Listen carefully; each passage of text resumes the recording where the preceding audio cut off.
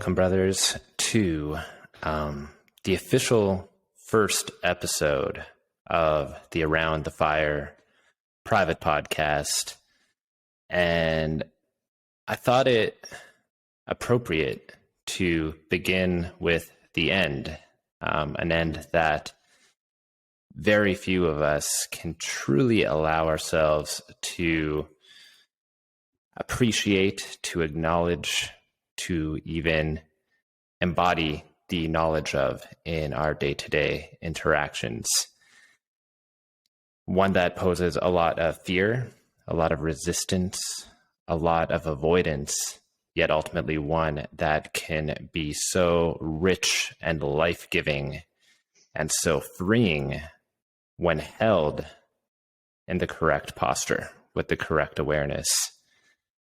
We are talking, of course, about death and death contemplation and whatever that activates in you, whether you're running to get away from this episode before shit gets real, or whether you are settling in and holding this with equal parts excitement and anxiety. We invite all those responses and encourage you to settle in, to strap in, and to offer yourself to the wisdom that may be provoked in your own experience, not necessarily in the words that Eric and I share ourselves, but what is available to you right now in this moment.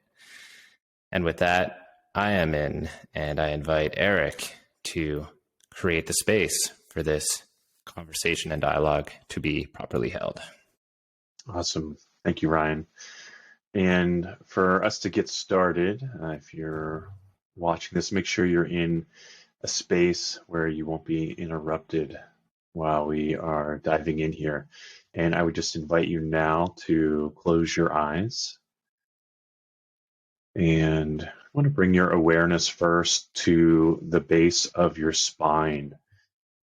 And I invite you to just imagine and see in your mind's eye your spine plunging down into the rock of the earth, just beneath the surface level, and seeing yourself rooted into the earth so you can be fully here with us in this conversation. And then run your awareness by just imagining each of your vertebrae up your back, allowing your posture to come into a posture and alignment of strength as each vertebrae stacks perfectly on the one beneath it, allowing you to sit a bit more upright while also allowing you to relax the front of your body, your abdomen, your solar plexus area, your chest, your shoulders, your neck, balancing all the way up to the base of the skull, and then just allowing your spine to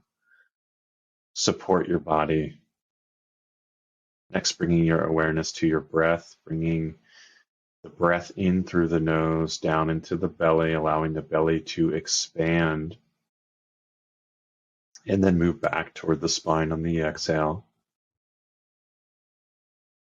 With each inhale, bringing your awareness into your physical body, becoming aware of the sensations you experience, any areas of tension, and becoming aware if it is difficult for you to drop into your body, becoming aware of your body. And with each exhale, I invite you to release tension, stress, mental energy, anything keeping you from being fully here with us now around the fire. And as we begin to fall into our positions around the fire, we set a strong intention that only that which is in full alignment with both Ryan, myself, and any listeners to this private podcast be able to enter into this sacred space around the fire.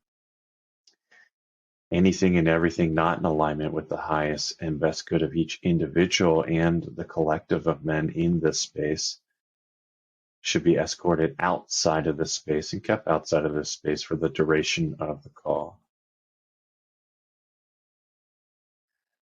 We place all necessary sentries at the 4 directions, north, south, east, and west, around the fire to protect the perimeter during the recording of this, during the storage of this, and during the replaying of this private podcast.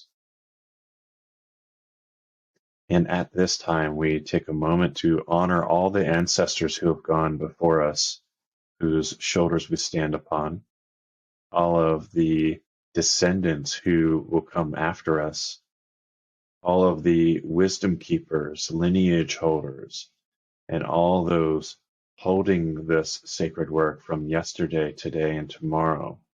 We honor you all. We honor the directions of the north, the south, the east, the west, of Father Sky above, of Mother Earth below, of the divine spark within and the divine spark without. And now breathing deeply into your belly, feeling into the deepest part of who you are, who you think you are, and who you really are. Feeling into, for just a moment, what you were before you were born in your body, and what you will be after you leave your body. And feel for just a moment the temporary nature of our experience in a body. And so for the next collection of minutes while we sit around the fire and discuss this topic, I invite you to hold that awareness of the transient nature of even this exchange around the fire.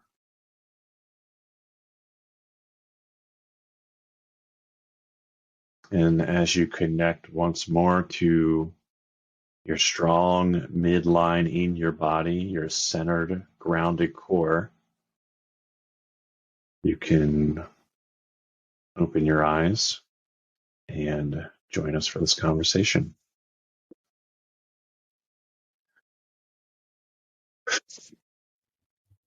Thank you, Eric.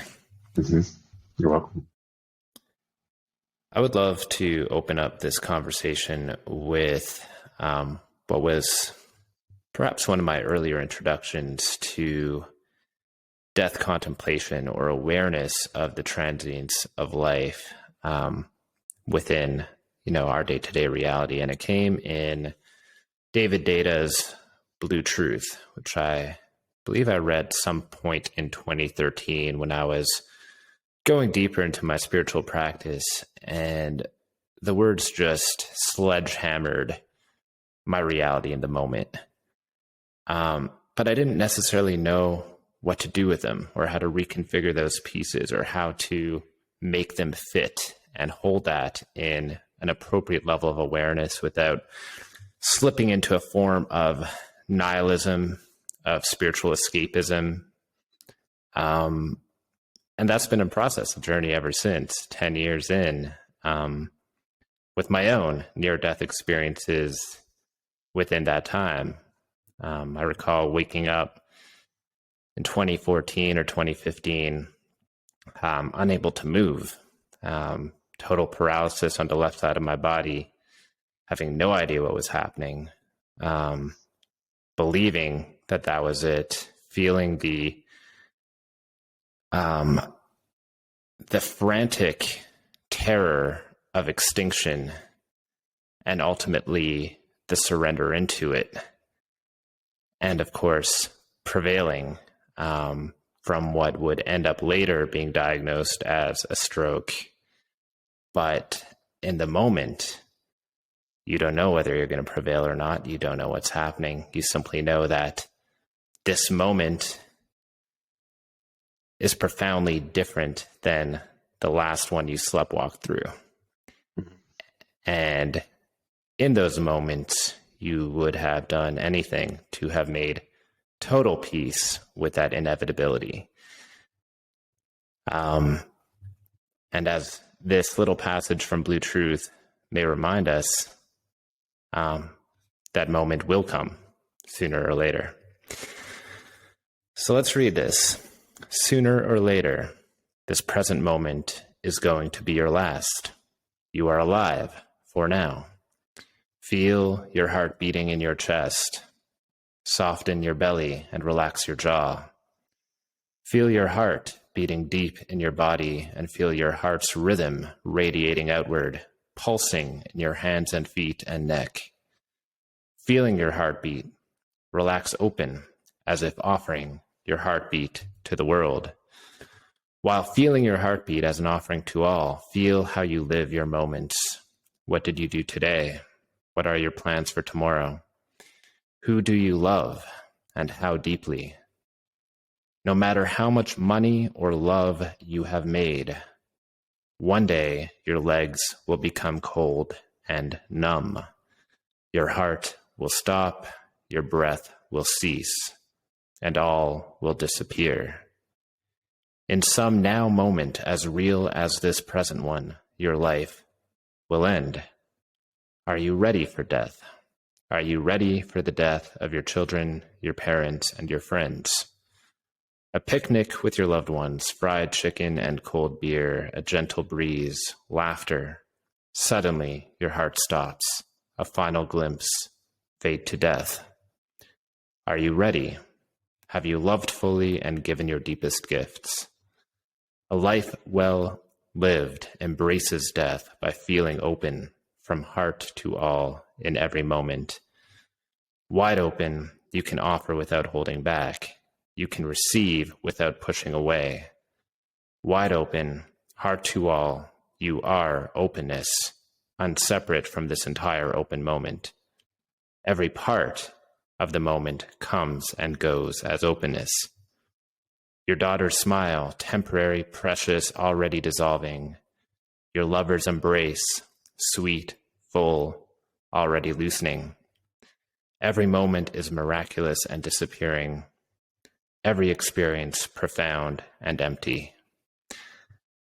Life lived for the sake of experience is a half-life, tense, insecure, lonely, and unfulfilled. Your experience cannot fulfill you, because as soon as it comes, it is already gone. A thin wisp, the tail end of hope, receding, out of reach. Ungrasped, this moment of life burgeons free and bright, surrendering wide, breathing deeply, offering your heart. You are birthed open as this moment. Death is permission to open freely as love.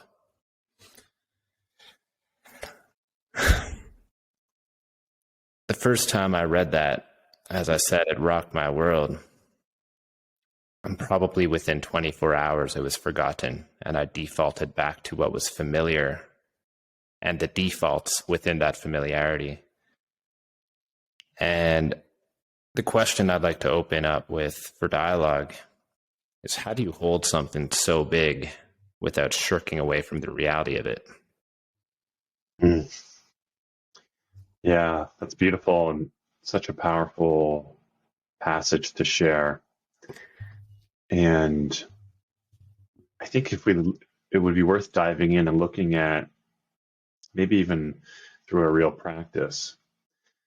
And so in this moment, I would invite you to hold something that's very precious, a life that's very precious to you, whether it be a partner, a child, a parent, a sibling, a friend, and just feel into the preciousness of that moment, the next moment with them could be the last one. And feel the reverence that may evoke in you for the interaction you have with them. And now looking at that reverence, looking at that, what you're holding, it's like this beautiful, precious gift. It's like the purpose of being alive is that open heart to open heart, real experience that can and does happen when we hold reverence for magic to occur, like the magic of having a beautiful moment with another human. And what pulls us away from that? Well, I'll share my personal experience of what pulls me away from that.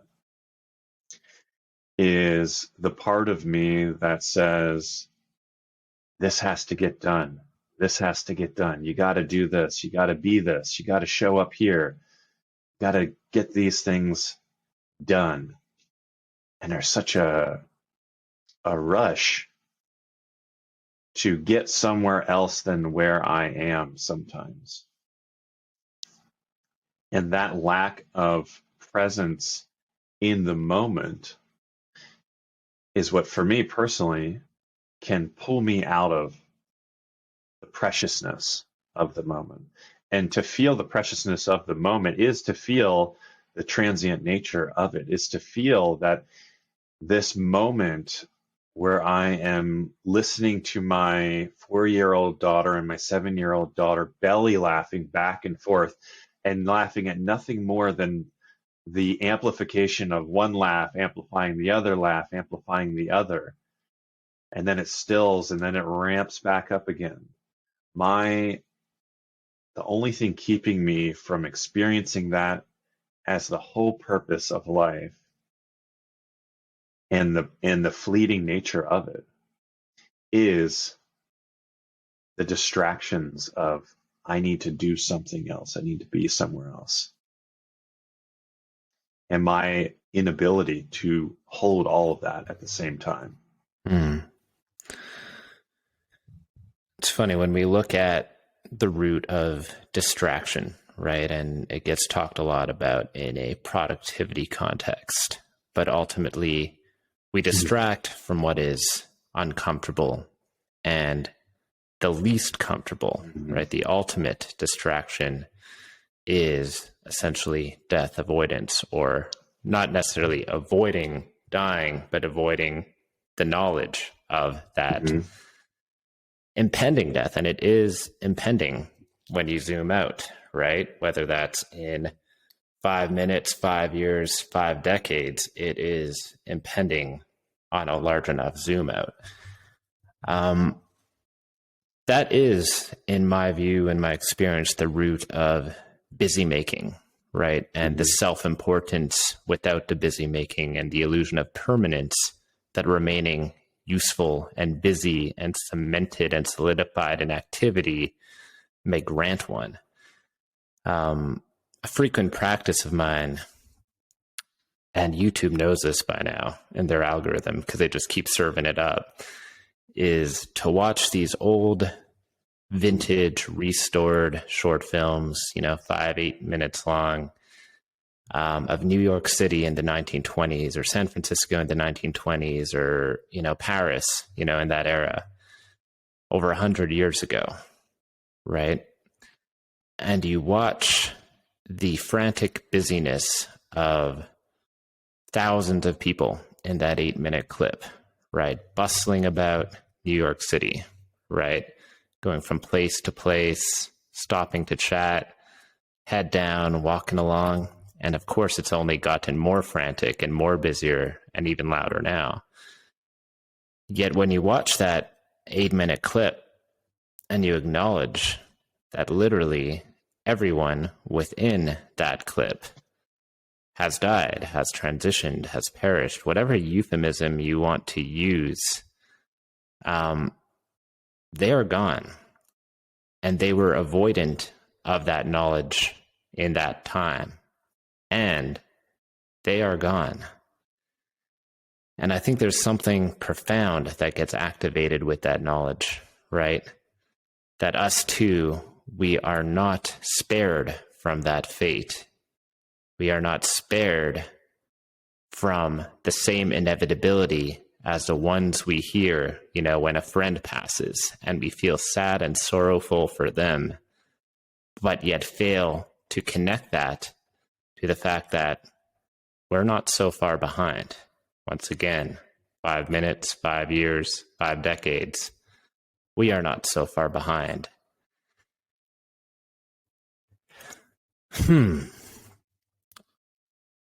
So there's a few angles to approach this from, right? And I really want to be responsible in how we lead this conversation.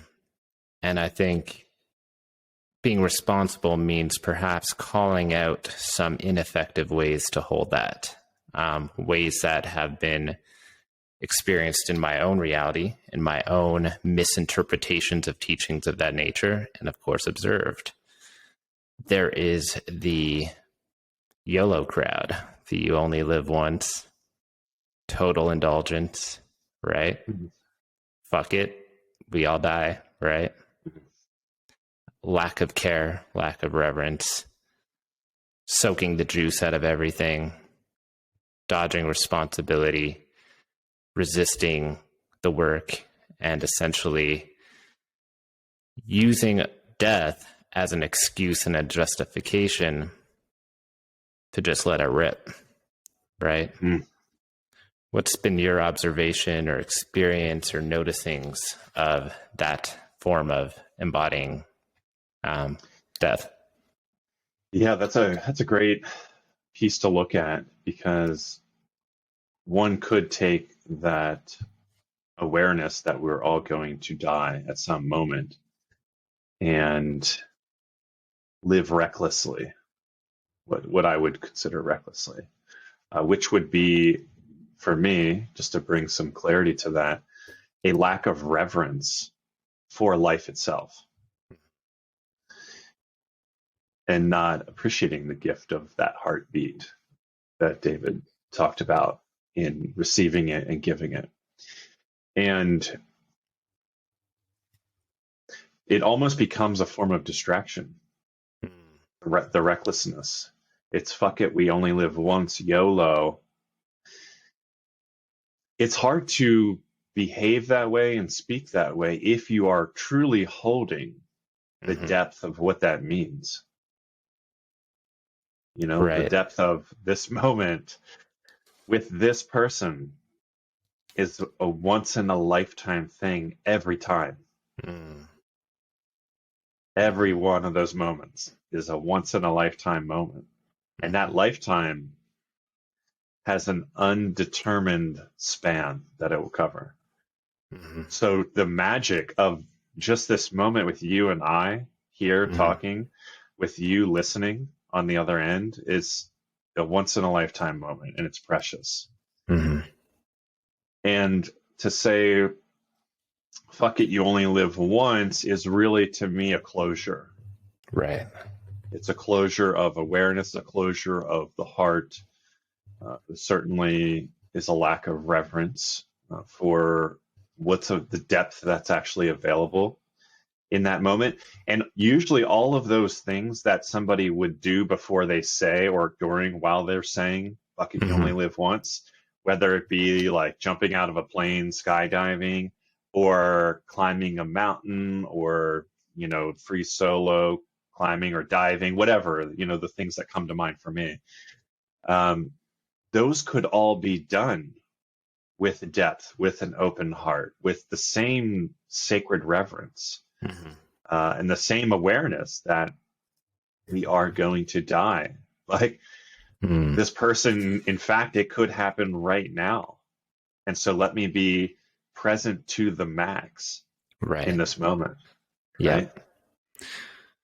Yeah. Thank you for bringing that awareness. The other tendency I've both experienced and witnessed is the spiritual avoidance, right? The, death isn't real, the lifetimes argument, the who is it that's dying, right? So the ad beta version, who is it that dies? And that's an interesting conversation to have, right? Because there are perhaps appropriate metaphysical, and spiritual considerations within that. And used prematurely are a form of avoidance, right? Spiritually clothed avoidance. So I'm interested in your take on that form of avoidance with the inevitable. Yeah. You know, the amazing thing, if we really sit back and appreciate our own ego or some of the shadow aspects of who we are, no matter what point we are in our level of consciousness, the part of us who wants us to stay the same or stay closed and just stay safe will use whatever language, whatever understanding we have. For example, well, there's life beyond death, the idea of that, or the idea of reincarnation, whatever, the spiritual orientation to death is, as a way to keep you from holding the depths of what that really means. Yes, this may exist, this may be true. I have my own understanding and beliefs about that. And the truth is that my soul in this body most likely will never happen again. Right. Right? This collection of who I am. Yep. And there are many different spiritual orientations to death. And all of them, from my understanding, orient to this body and this soul coming together in this moment will never happen again. Right. And so that will at one point die and end. Right. Yeah, I get a lot of chills on that, right? Because for me, it's all about coming to that understanding that this incredible configuration, for lack of a better word, of this body, this intellect, this mind, this capacity, these relationships, and these other humans I get to participate in this lifetime with, that is fleeting, right? Moment by moment, right? That deck is constantly being reshuffled, right? It can be reshuffled in an instant, and it is reshuffled in an instant. We just don't tend to grasp that so readily and available. And I think the one word, and it comes up so frequently in our conversations, is that reverence, right? And I've had similar experiences in being with my child, right? And being with my partner and us playing together, right? Or even just walking on a trail together. And I'll pull back, right? And I'll watch them walk ahead. And there's a sadness and an appreciation, right? A part of me kicks in and says, man, I'm really going to miss this, right? This is something transient, something fleeting, something so beautiful, right? And something I'm so fortunate to get to experience in a body in this life as I am.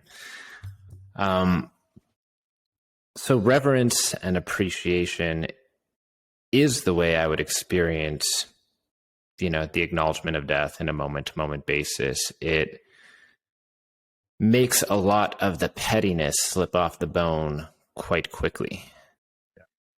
And I also wanted to have a conversation about how to hold both that tenderness and that compassion for the transience of life while still maintaining appropriate boundaries, having appropriate desire, right? Tolerating or not tolerating certain aspects in your life, right? On one hand, it's very easy to say, I will accept this moment as it is. I will let go. I will surrender. I will appreciate and have reverence for it. And we still have the capacity, the will, and to some degree, the responsibility for rearranging the pieces within that interplay to serve our highest, right? And to not avoid that element. Yeah. Yeah. The theme that comes to mind here is this like jazz-like co-creation with creator, the universe, the divine. In the scene has been set with all of these different beautiful musicians, whether it be for me, in my case, my 4 kids, my wife, my career, our home, all the people who influence every moment, and myself. And I am an active participant in this moment if I choose to be. And if Right. I'm holding the reverence for this moment, I'm holding the awareness of I have a relationship in this moment to every other input that is inputting into the moment. And then I have an input into it. And I can strengthen or weaken to the things that are coming around me in my setting. And I can also choose an action or inaction to put into this moment. And Right. so when it comes to not getting lost in the flowiness of that, which can be easy to do. I mean, it could be easy to be moved to tears all the Hmm. time if you Right. sat in the depth of that and say, you know what, if this is my last day, I'm not going to do anything except play with my kids. And that would Hmm. be, it's a beautiful idea, And for a person who has goals, a person who wants to strive toward fulfilling their potential. And if you're listening to this, there's certainly a part of you who orients to that, to the growth of who you are and fulfilling the potential of who you already are inside and who you could be externally as well. That part requires action. It requires movement. It requires vision. And that means cultivating your capacity to hold this transient nature of what's happening, hold yourself in that jazz freestyle concert that's happening in every moment with everything around you, and saying, from here, where do I steer the ship? From here, what's the next note that I play? From here, what do I want to do and put into the world as a gift? Going back to David Data's uh, piece from his book, what gift do we want to bring into the world from this point? Mm. I love that. Right. And it is ultimately about holding both those poles, right? The polarity of Mhm. life and death, seeing them as utterly non-separate, right? Yet opposite poles, sorry, of the same ultimate reality or the ultimate experience of life.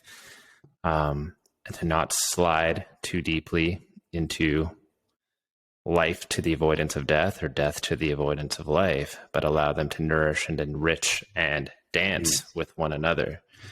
And that is practice. That is a practice I am certain we will be mastering until it is no longer ours to master. Yes. And a vital invitation, right? For it is the ultimate invitation, because everything we do is within that dance. Everything we say, everything we relate to and with and as is held within that dance. So the dance of dances, I suppose, and Yeah. one with an imminence and an urgency to participate within. It's not one that we would be wise to wallflower ourselves from or sideline, because we are in that ring. We are on that floor, whether we choose to embrace it or not. And I feel it's appropriate to end on a quote from a Zen master that one of my early teachers had me recite frequently, right, until it really landed. And it's still landing. It's in the process of landing. But it is from Zen master Dogen. And he says, life and death are of supreme importance. So life and death are of supreme importance. Time swiftly passes by and opportunity is lost.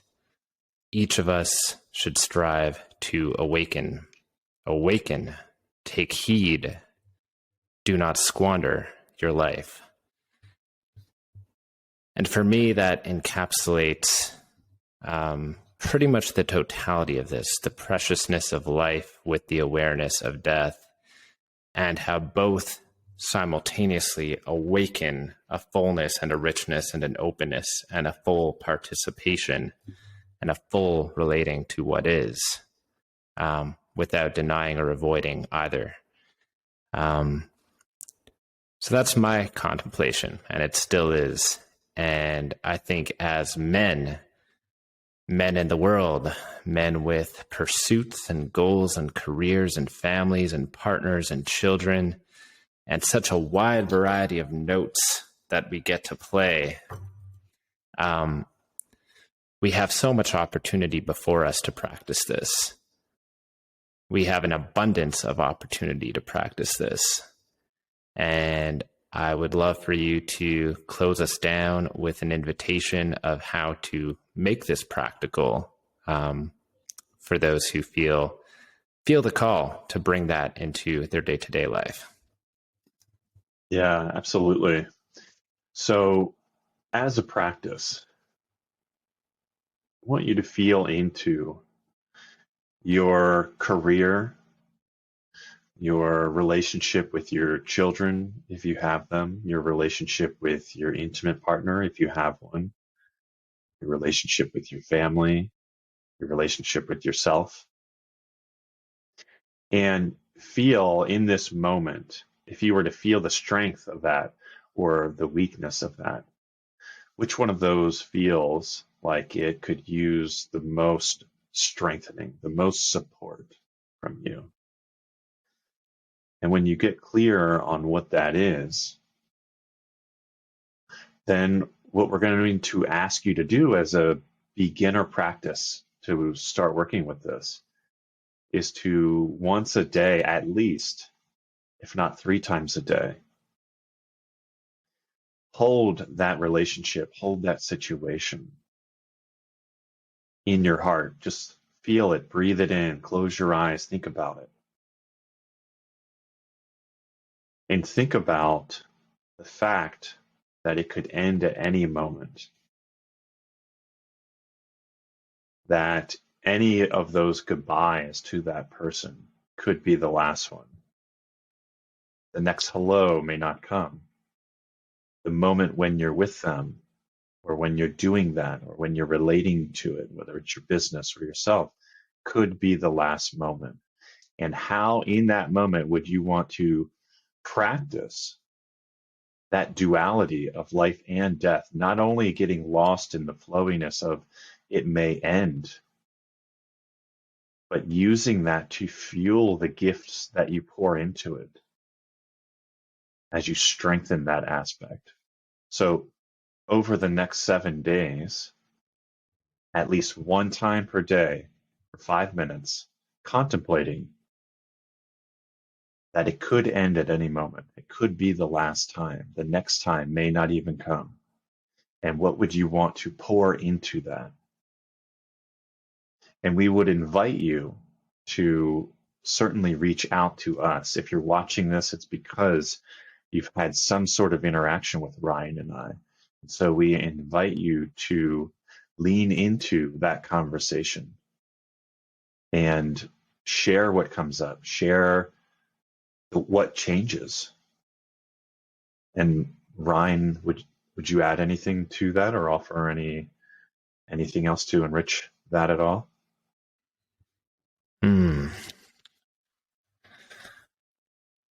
The one additional practice I may invite is a very brief forgiveness practice. Just tuning into all those primary relationships in your life, right? Whether it is a parent, a child, a partner, a business partner, and finding the one that brings up the most triggering, the most bitterness, the strongest core negative image, where you can almost not see them as anything but that.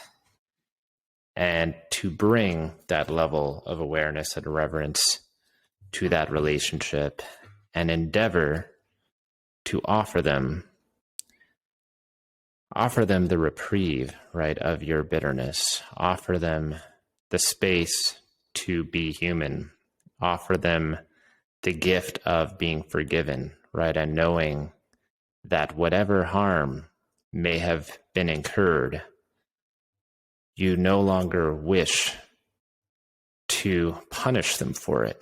You want the best for them. You want them to know that you know they've done their best within their capacity, and that ultimately, when that parting inevitably happens, you have wished them well and they have wished you well. And that is a final courtesy, I believe, we all owe one another as we share that ephemerality. So that is my closing offering. And once again, we began episode 1 at the end. This is the topic of topics, but I believe it gives life and it gives rise for everything that follows, and is one that is inescapable. So it is here as our first offering within this series of Around the Fire. There will be plenty of joy. There will be plenty of ecstatic aliveness and coming alive in our relationships, in our marriages, in our fathering, in our businesses, in our friendships. And let's all embrace the transience that all of it occurs within. So I thank you for your presence, your attention, your awareness.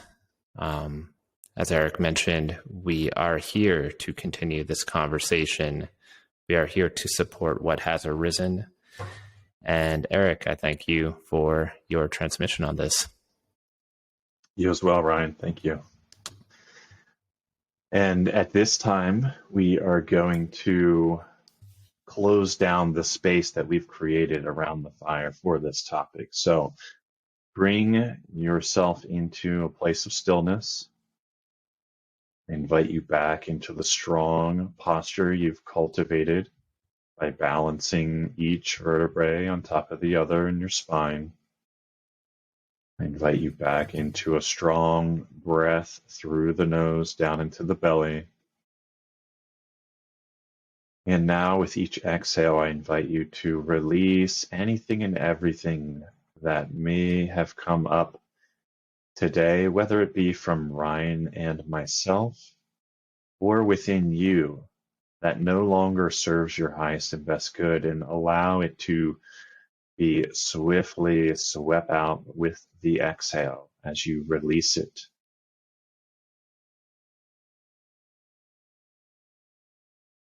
And we release all of that to be transmuted in accordance with sacred and divine law. And now, as we once again tune back into your heart, we offer gratitude to all of the masters, teachers, and guides who assisted in this transmission, both from Ryan and myself, and for each of the listeners and those who replay this podcast at a later time. We take a moment to dedicate this podcast to the upliftment of suffering and confusion for all sentient beings, and the amplification of love energy in and around this planet and beyond. At this time, I ask you to take 2 more deep breaths as you anchor in anything and everything that was right and perfect for you, activating you in the right and perfect way.